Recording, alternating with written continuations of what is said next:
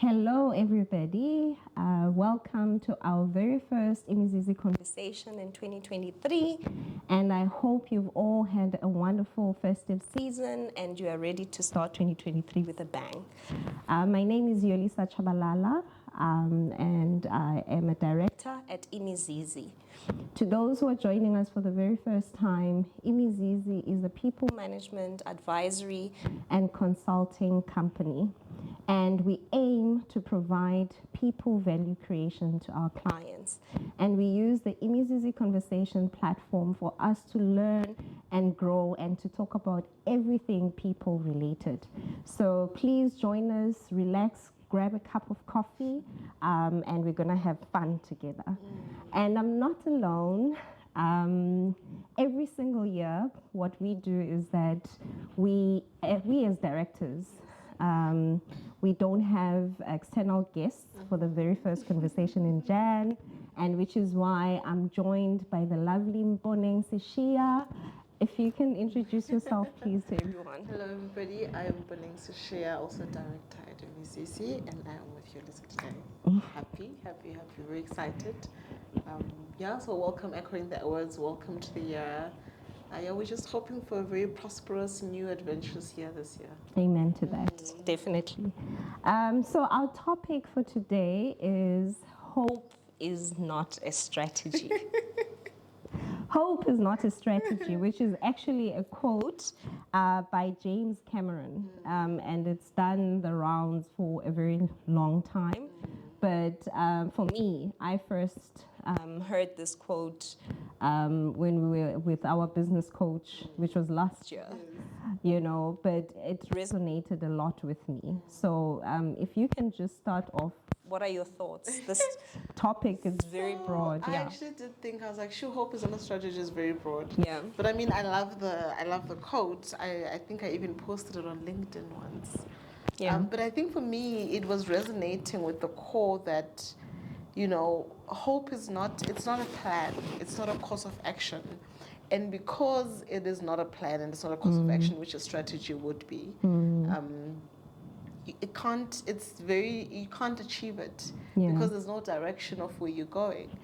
So when I was actually preparing myself for this conversation, one of the things I came across was what hope was.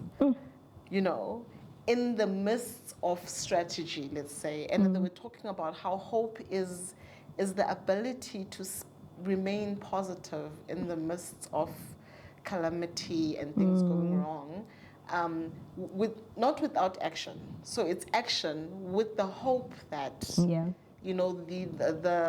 horrible things that are happening will stop. So I thought it was actually quite nice to think about it, because even in strategy, if you think about it, a lot of people are always almost romanticizing the idea of the strategy, of this end goal. Let's go for a strategy session. Let's break out for strategy. Oh, let's think about this. Is it strategic enough, But if you think about strategy, really, it's made up of these small little pieces of action items that need to be done for that strategy to eventually be seen, to be realized. So I think just as a start, I was just like, okay, let me think about hope in those aspects, and then I think a conversation came to my mind I was having with you actually. Really? You remember you were telling me about the different quotients, that there's the AQ, the IQ, and I was thinking about the different, like if you would then relate hope to a person, the type of people who have hope, and the different types of hope that there are out there. Yeah. I think you mentioned was adversity quotient. The ability to be able to pick yourself up in hard times. And I think there you're using hope. That's a person who has a high AQ would then understand hope as the ability to act while things look like they're falling apart. You said a mouthful. I feel like I should pause you and break down a couple of things. I just want to take you back. I'll come back to the caution thing because I had even forgotten about it. But it's mind-blowing, if you think about it. But you actually mentioned the definition of hope.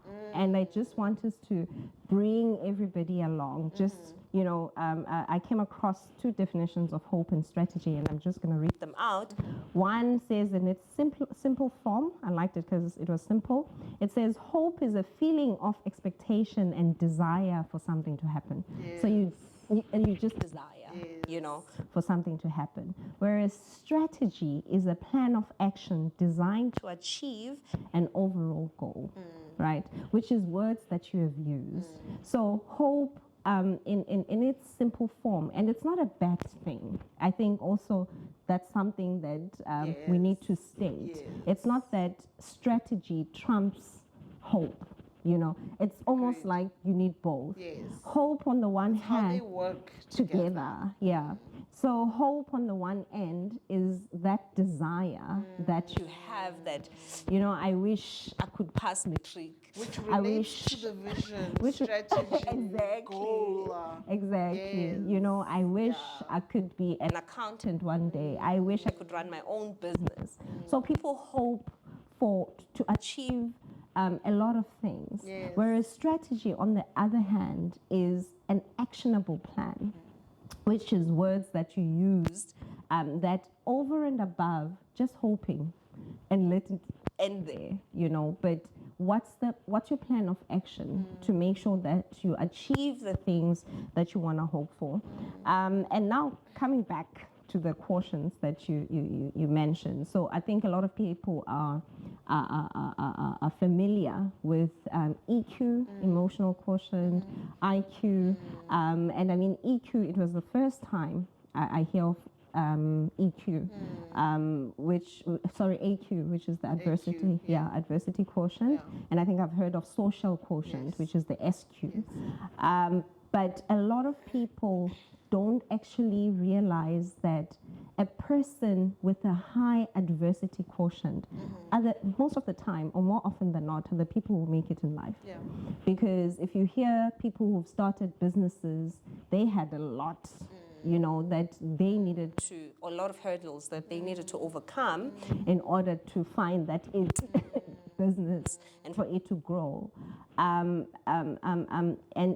to that point, adversity quotient. I just want to pick just that one. It does become quite key in defining a person, I suppose, because I think I liked what you said, that hope is not a strategy, is not necessarily a negative thing. And that being hopeful shouldn't be left to this being airy-fairy or being a child or whatever, because I think it's just one of those things that almost pushes your vision over, when you've done all you can do. Yeah.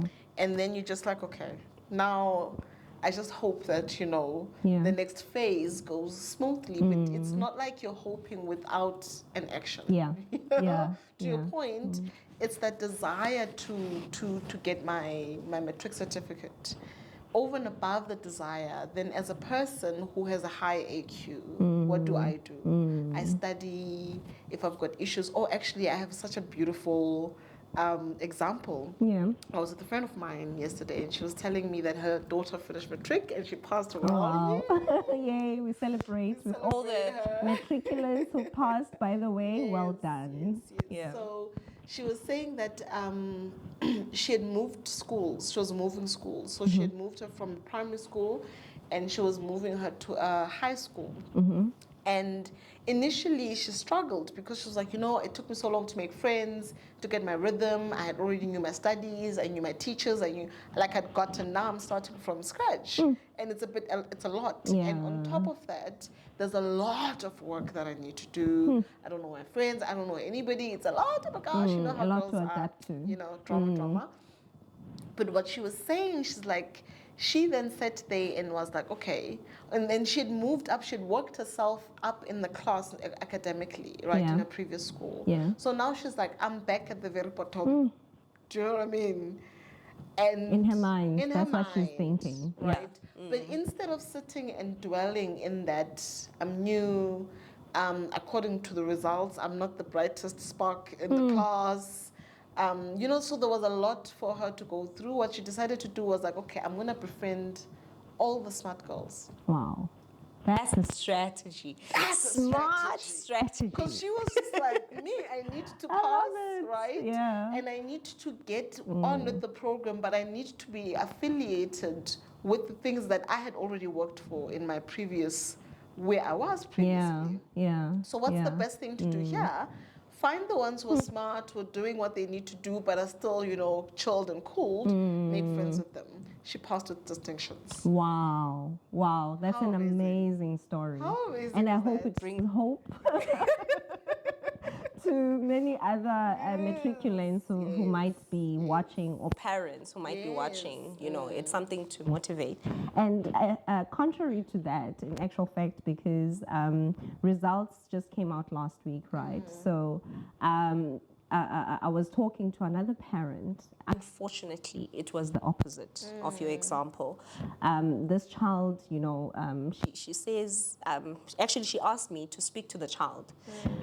And she says to me, my examination number, because they use examination numbers now to punch in and get the results. She's like, I'm not getting anything. Nothing is coming up, and she's panicking, she's crying and all of that. And instead of focusing on what she's, the state that she's in, I first, asked basic questions. Are you sure you're punching in the right number? You're not punching it in a, a panic state. In your opinion, how did you write? And then she told me that she was struggling with one subject, which is not an easy subject. I won't mention which subject in case, she's like, I took the whole story. But it's also a beautiful story. And I spoke to her. I was like, there's another way of looking at this. You know that there's this one subject. You don't have your statement as yet, but potentially it could be that one subject that is giving you a problem. And you might have failed because of that one subject. Yeah. So what do you do now? You look forward to what are you going to do about it. You can either cry about it, and then get into a state of negative, and not pick yourself up. Or you can actually look at it as, I know what I've been struggling with. It didn't work out clearly this time around. What am I going to do differently this year, in order to make sure that from the beginning of the year, I am dealing with this one thing that's giving me a headache. I'm like, especially this subject, a lot of other students struggle with it, So have a plan of action. Like, I think I've been talking about strategy and planning, which is why we're having this topic as well for a very long time. So it was also top of my mind just to take in that direction. And I shared with her, I was like, when I was in varsity, I also failed. And I think that also gave her a sense of hope. So I brought the two topics together to be like, strategize, but also don't lose hope. Look at where I am today. I'm running my own business, but I've failed before, but it's not the end of it. Anyway, because I know we can talk a lot about I was about to jump in. Examples. But I just want us to talk about strategy in the sense of people in general, because I think a lot of people take strategy as something that's done by companies, it's done by managers. Managers go on these retreats where they, plan strategy. It's not a lot of companies actually that have a strategy planning session with the whole company. But, from a people, if I'm sitting at home, I'm not a manager, or I'm running my own business and I'm the only one. Strategy, it's not even top of the mind. I think it's the terminology, right, that throws a lot of people off.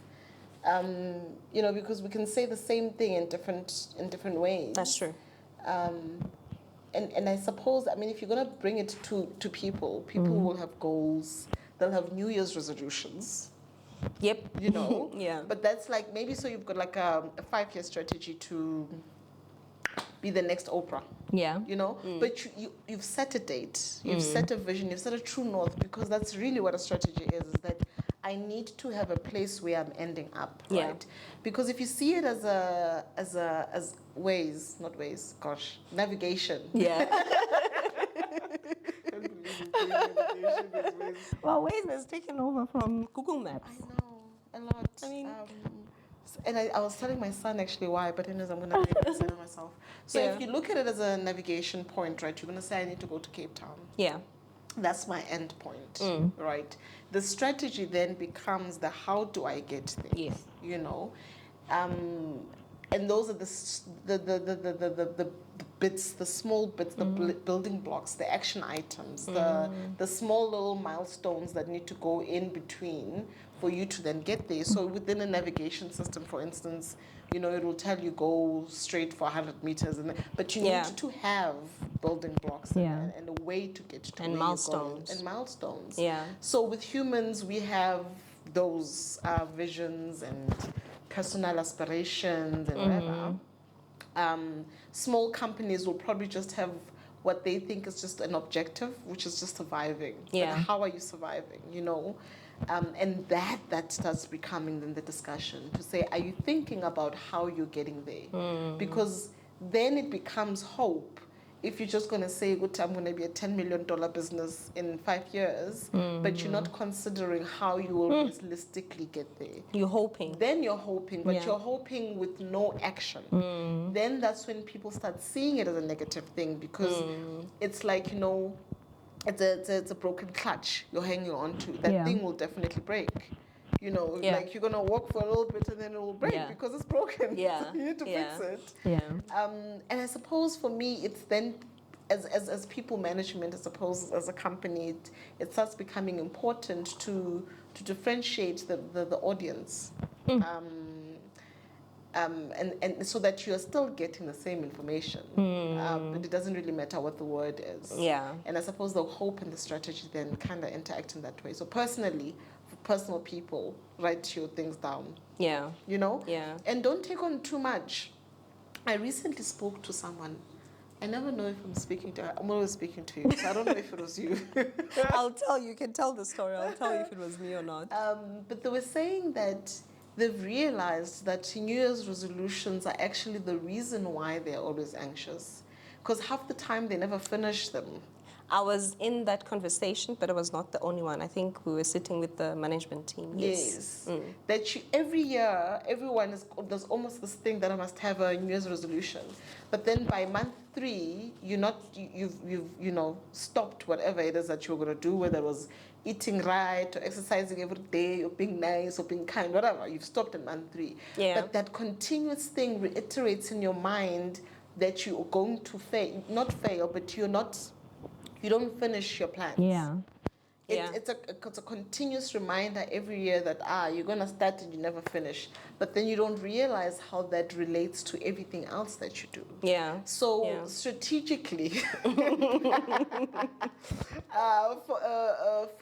for personally, I would say start with something small. Yeah, Start don't with take one. on too much. Start And with I like that. New Year's resolution, I think it was a buzzword at some point, and now it's actually become a negative word. A lot of people that I know don't want New Year's resolution, but people do change their mindset at the beginning of the year.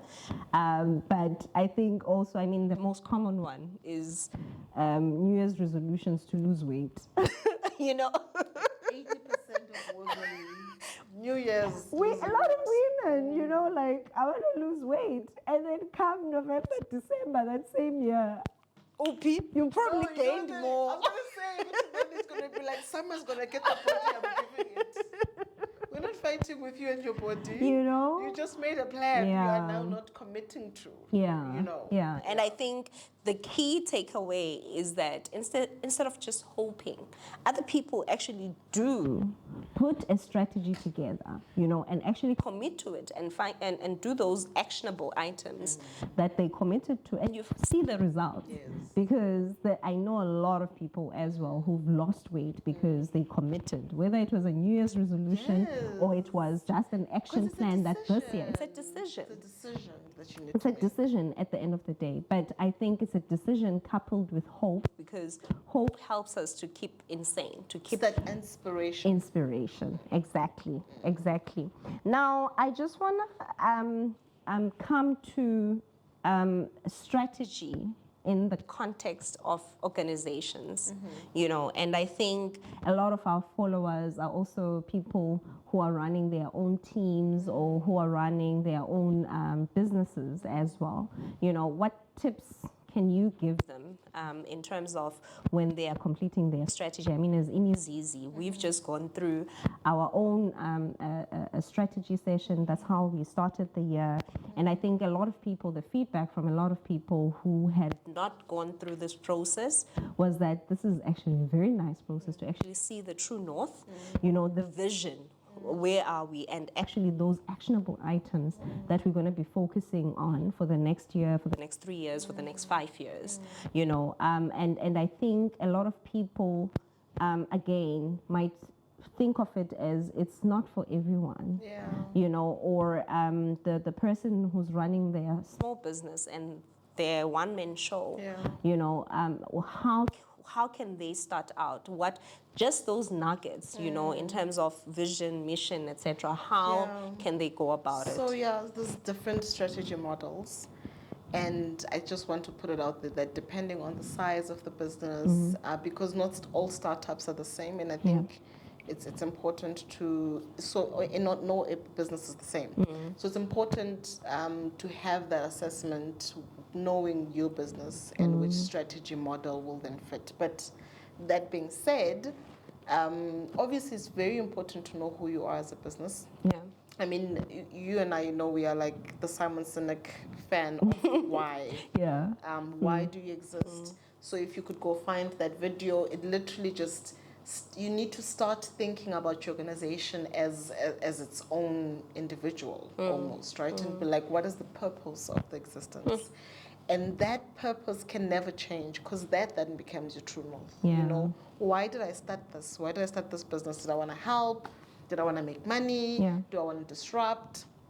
Because what tends to happen is that once you start getting into operations, you forget the true north, and then you get busy with operations, right? So it's important when you're doing your strategy every year, and I suppose that's why people do it every year. What is your true north? Where are you going? And then once you know where you're going, you also start thinking about, you know, who do you want to be? And I think this one is always so very difficult, right? Because if I'm just a one-man show, you almost think my identity and the business's identity are the same. They're interlinked, right? They are. And so that the growth of the business, then you need as an individual, as a business owner, to start realizing that there is a growth that happens as the individual and as at the business. And at some point, yes, they'll start off being the same, but at some point they need to kind of diverge a little bit. Where you're able to make decisions that are healthy for the business. But that might seem risky if you're too attached to the business. So it's important, I think, to then start differentiating those things. And then your vision, then your mission is, you know, those will be your 5-year, say, minimum statements, the objectives. 1, 2, 3. But that's basically almost summarizing how am I going to get there and what am I going to do, how to get there. And then you start having your strategic initiatives. I feel like I'm trying to go into detail. But you're doing well. I think people are following. Even from a personal perspective, as you are speaking now, I think even from a personal perspective, I mean, why? Okay, so thank you so much for actually adding that point, because you know what? There's a lot of things that we do in business that we don't think relate to personal life. So, I mean, one of the things that you need to start looking about is your SWOT analysis, so your strengths, your threats, your weaknesses, and your opportunities. And again, this helps you further define your true north, and also helps you to see, especially as a small business, what are my capabilities? What do I realistically have? Even if it's those fluffy things that I go over and above, that is a value proposition that you can add in there. You know what I mean? So it's important not to be afraid to add those things in there and have a very clear, these are my strengths, these are my opportunities, this is what I know I can get if I try. And again, not be afraid to add those, because then you're going to work on them with hope and desire, right? And all of there. And then the threats will be the things that will break your business down. And your weaknesses are just, you know, small things that you know you are aware of them and you know that you can fix them. And actually Processes convert are not them in to place. strength. Exactly. Your processes are not in place. You're taking on way more than you can. That's a known weakness for most small businesses. And as individuals, as we've rightfully said, because now you have 10 resolutions instead of just having 2. You know, it's a weakness. Stop it. But I think what I have noted as we've been assisting a lot of small businesses and medium and corporates actually with their strategy, is we don't explain very well the importance of these things for the organization. Because most people do it as a tick box exercise. So they don't involve themselves. They're not intentional about the stuff that they want to start doing. Do you know what I mean? And again, that's when it becomes a fluffy hope or a thing that you're doing every year as a tick box, as a company, and everyone is excited because we get to eat food, nice food, and finish work early. But we don't then follow those things, because then when you start actually looking at realistically, what am I good at? What am I bad at? Because we're scared to say what my weaknesses are. Because it's like there's nothing wrong with that. If you don't know your weaknesses, you can't fix them. I think for me, the powerful thing with the SWOT analysis, even from a personal point of view, is the fact that you can actually turn your weaknesses into strengths, into opportunities, which is something that we're not told of. Because I think growing up, I was always mindful of my weaknesses. Oh my goodness, I'm like this. I speak like this. And I walk like this, and I must fix it. And you walk into a room, you walk into a space, already what's clouding you is the weaknesses, you know, which is why I love the SWOT analysis as a method or a tool in general, because it's holistic, you know. You're looking at your strengths. And I think a lot of people, again, when you're in a state of depression or in a state of negativity, for whatever reason, you know, you don't take stock of your strengths. And everybody has strengths. It doesn't matter who you are, you know, what you've gone through, etc. But you have strengths. And looking at opportunities, that's also powerful, because from where you are, what are the opportunities around you? What are the things you can hope for? Exactly. And then start putting into action. Sorry, I interrupted you. No, it's good. It's good. I think those are actually so beautiful, because I think you've explained it and given it life. Spice. Spice and a little bit of fat that I was missing. But yes, I think for me, one of the things is that they're not explained well to us, especially when you start a business. When you start a small business, these are things that are not top of mind. These are things people will tell you, but you know, just do. No one has time for that. No, you're just running. Yeah? You know. So, and I think that's the problem. You know, because then from those to your point, like you were saying, what are my threats? What initiatives can I start thinking about that will mitigate those threats? That's forward thinking. That's planning. That's strategy. That's part of now saying, you're putting your little building blocks and saying, okay, this is my full picture. Because at the end of the day, that's what you'll see. This is where I am. This is where I need to go. And then your strategy are the things you put in between to get there, type vibes, you know? I'm thinking of many examples as you're speaking, you know. Even the example of this young girl that I was talking to earlier, you know, what her biggest threat is this one subject. But to your point, what mitigating factors can I put in place, you know, to make sure that I overcome this threat? Because also having them sit there as a blind spot is also not helping you, because they'll forever stay there, and up until you actually learn to overcome them. Because life is all about overcoming. You overcome one thing, you're off to the next thing, and the sooner you realize that, the sooner you will start planning better. So I was actually, funny enough, I was telling my daughter, I read a quote, I forgot who it's by, and it said that you must never stop learning. And then I said, and I looked at her, I was like, do you know why? And then she was trying to come up with these, because, you know, it's an important thing for your mind. I'm like, because life will never stop teaching, you know? And I think that's once powerful. You get those kind of things, if you have a learning mentality, a growth the growth set, That's right, right. Huh? It's a growth set. Growth mindset. Growth. Good January, guys. Growth mindset. Growth mindset. If you have those kind of things in you, then that adversity quotient becomes high. Yeah. Then already, I think most people who are like that are strategic thinkers, in the sense that they make plans for the things that they want to achieve. So it might seem like to you, strategy must be these big things, you know? You're not thinking about a 2-year-old who's just like me. I want to have a birthday, so what must I do to get a birthday? I need to go talk to my mom. Yeah. Do you know what I mean? Yeah. And my mom must make it happen. That's a strategy. Yeah, it is. Do you know what I It mean? is. And so I think it's important. It's that action. It's that doing thing. Or your rich that's aunt. important. Because that's another thing I've noticed. These little ones are like, who's an uncle or an aunt who's got money in the family? That's strategizing, and it's powerful. It's hey? powerful because you start understanding your audience. You start understanding the people you're working with, because you know, but going to my mother, that's a threat. It's not gonna happen. She might actually just make my life even more difficult. So no. Yeah. You know, but aunt is an opportunity. And what's my strength? Maybe I'm good at babysitting. Yeah. So I'll babysit for her for one day, and then I get my birthday. Yeah. Do you know what I mean? Yeah. So I think, again, not to make these things pie in the sky and big and bizarre stuff. And I think that's why we always said that we provide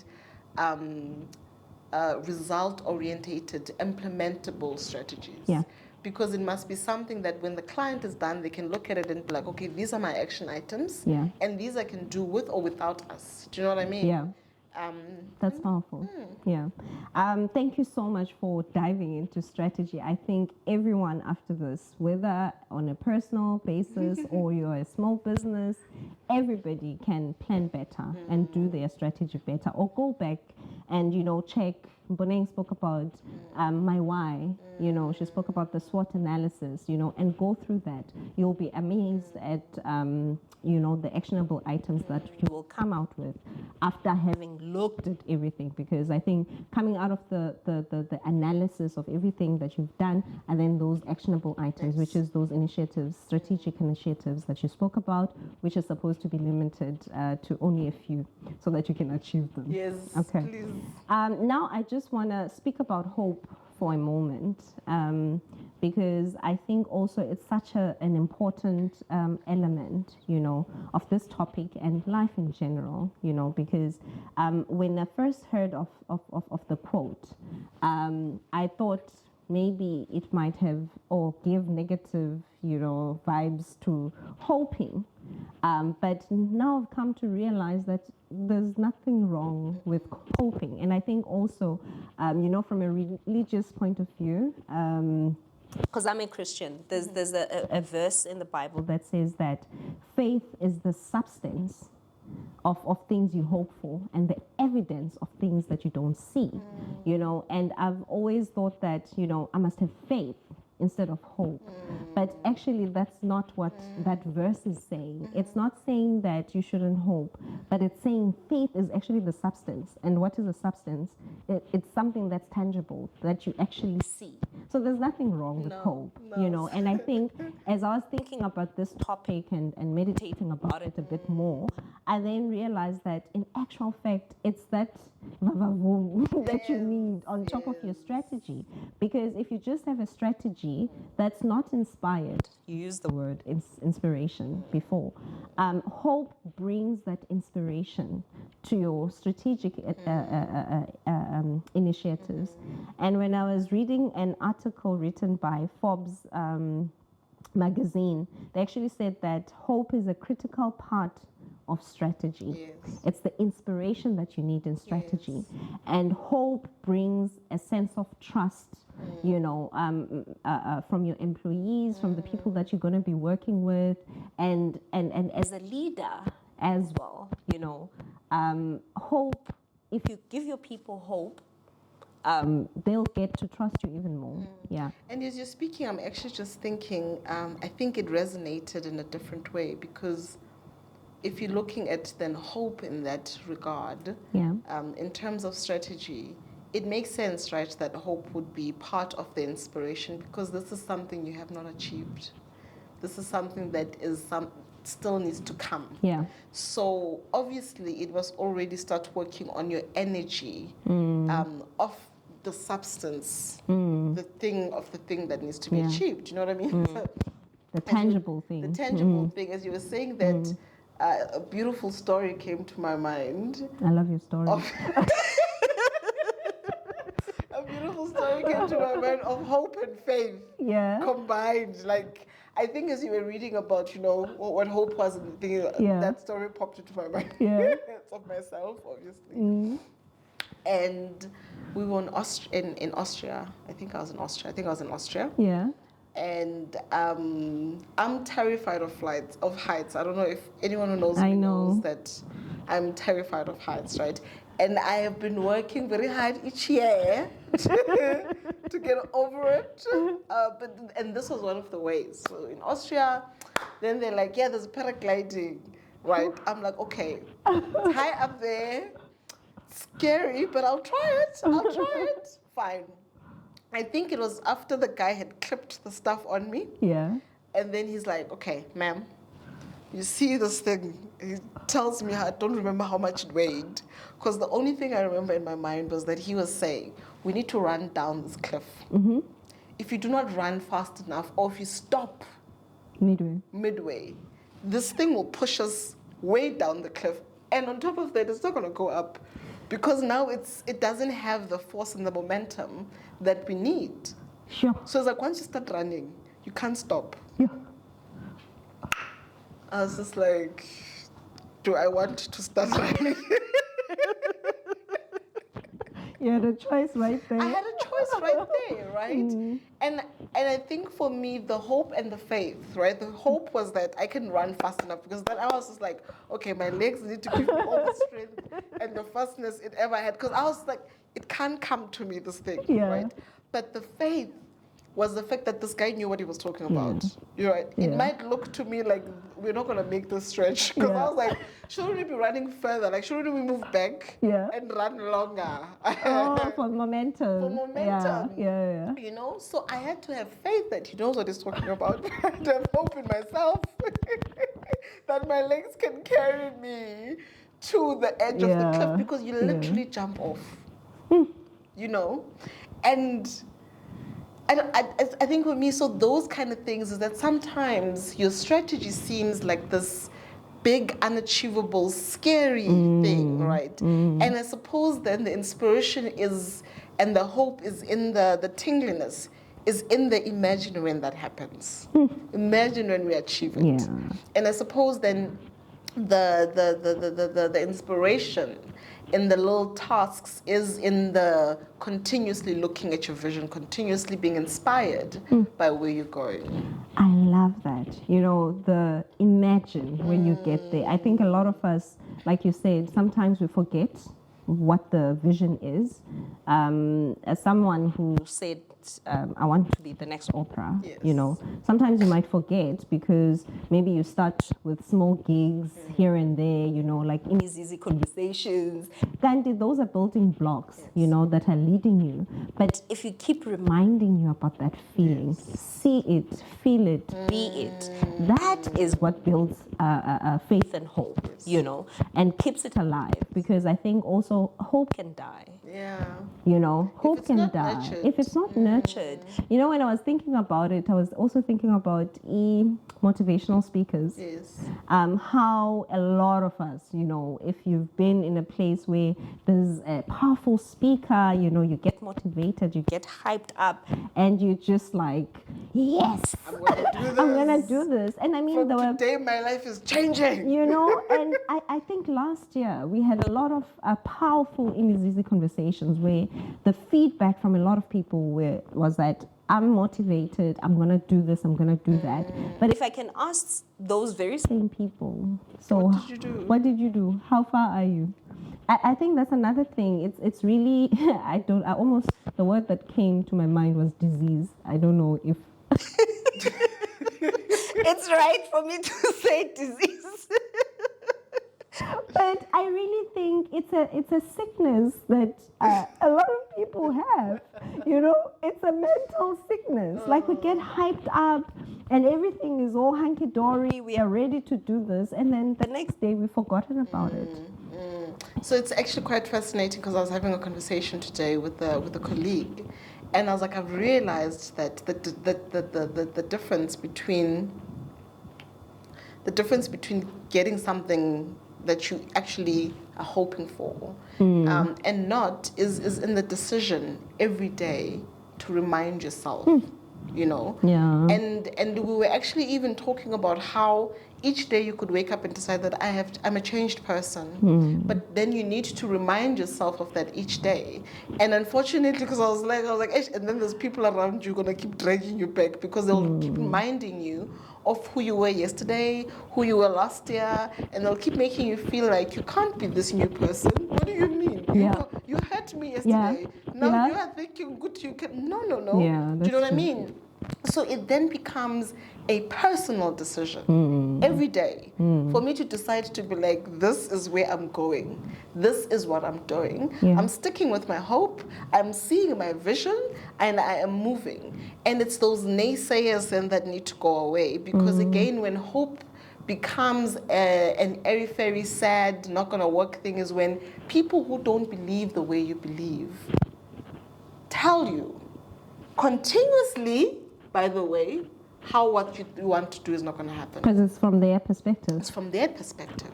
And because it's from their perspective, it's what they can't do. So they're just like, no, this is not going to happen. But what you're not realizing is that they're feeding you that information every day, and you're not countering what they're feeding with your own belief that it will happen. Yeah. Do you know what I mean? Yeah. And I think, again, that's why sometimes people are like, oh, your strategy must be a secret, or the things you're hoping for must be a secret, because it's easier to convince yourself every day than to convince yourself and everyone other else. other people as well. Yeah.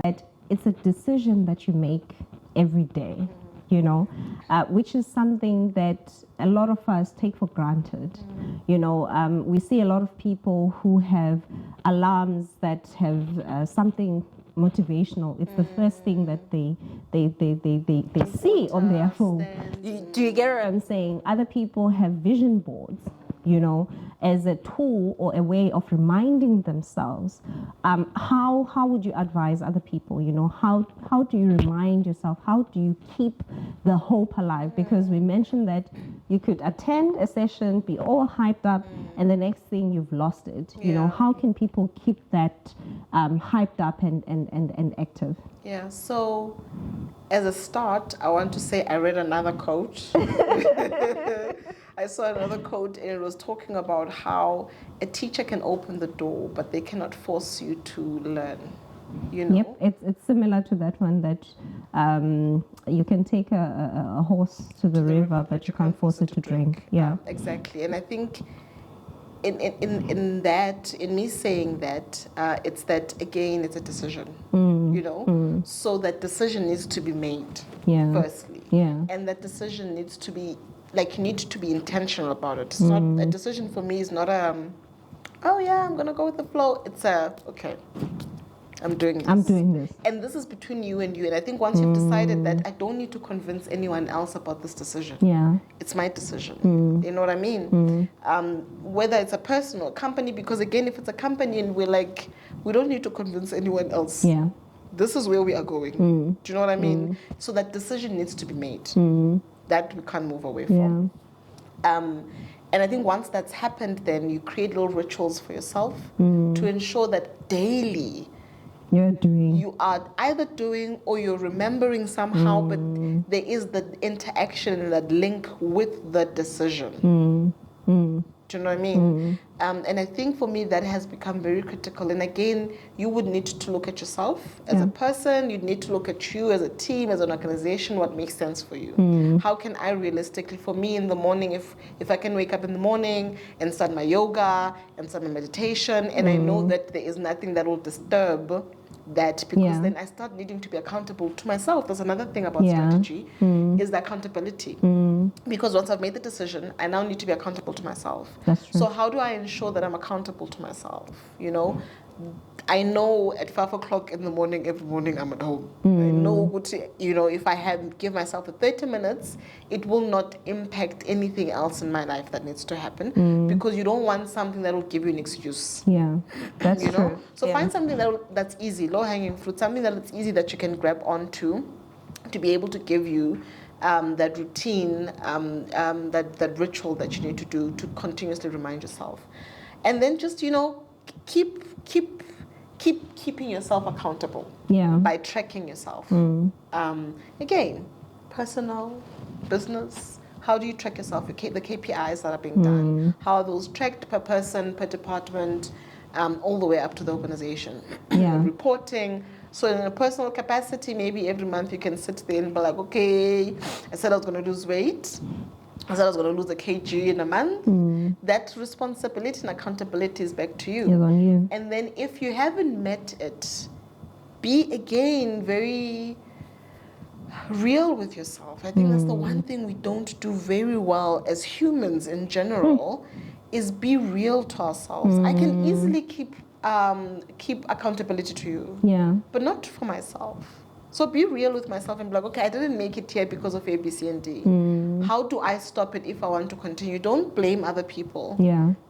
Don't point fingers everywhere else for me, because then it becomes about you and you. Do you know what I mean? So I think at a high level, those are some of the things that help, low-hanging fruit, that help you keep remembering that strategy. Because I think if it's in front of your mind all the time, whether it's the strategy or the decision or the hope, it doesn't matter how you put it, as long as that thing is there and it's a constant reminder until your mind and your being has settled. And it's a part of you, that this is who I am. I wake up at 5 o'clock in the morning, whether I like it or not, I'm up. Because my body has gotten used to it. I can't function very well if I don't meditate every morning, because I haven't aligned myself to my day. You can almost feel the shift in the negative. No, those are powerful things. And I think I liked the last point about accountability, and that at the end of the day, you are the one who's accountable. But that's not to say also, because I was also reading a lot about teamwork, because there are people who are struggling out there. If you know yourself and you know that in actual fact, I'm the kind of person that I just need a little bit of support. And then after a few kilometers, I'm happy. I'm good to drive. Is the support. Do you know what I mean? It's the decision to find the support and knowing yourself. And knowing yourself, because if you know yourself and you're gonna keep making these decisions daily, but then you lie there and not do anything about it, you'll be at the same place. Exactly. Definition of craziness, according to Einstein. Of course. I think I've heard that quote, and I think it's upon everyone. I think we've said a mouthful in terms of hope, strategy, the different methods that you can use in order to formulate your strategy, what hope is, how you can integrate hope, into your strategy, and the examples that we gave, I think they were very beautiful, mponeng. Thank you for your stories as well. I've loved them. And just last words to everybody, about this topic. Sure, gosh. I think last words to everybody in a personal note, and I'm not going to speak for organizations because that's complex, but in a personal note, I think it becomes, for me, I would say that everybody must have the ability to make that decisions for themselves. I think once you can be accountable to yourself, I mean, even in a team, the support thing that you're mentioning, once you're accountable to yourself and you know where you want to go as an individual, right? I think it makes life much more easier. The detriment of comparing is one of the things that go in with hope, the bad hope, because you start comparing yourself to another individual, you're not the same with anyone else. I think in closing, actually, I heard something beautiful. It said that God doesn't believe in duplication. Nothing God has created is the same. And so your existence is important for the bigger reason, for a bigger whole, whatever that is. And once you understand who that is and what that purpose is and how that person works and how you then integrate your life with everyone else from your standpoint, it becomes easier to make decisions and be hopeful and reach for your heights, for your heights. Wow, that's powerful. Thank you, mponeng, for joining us. Thanks to everybody who's joined us. Please catch us again next month for another Imizizi conversation. And this quarter, we are on a theme that says plan to fail and fail to plan. Fail to plan, plan to fail. Said it the other way around. If you fail to plan, you're planning to fail. Yes, that's our theme for this quarter. See you again, guys, next month. Bye. Bye.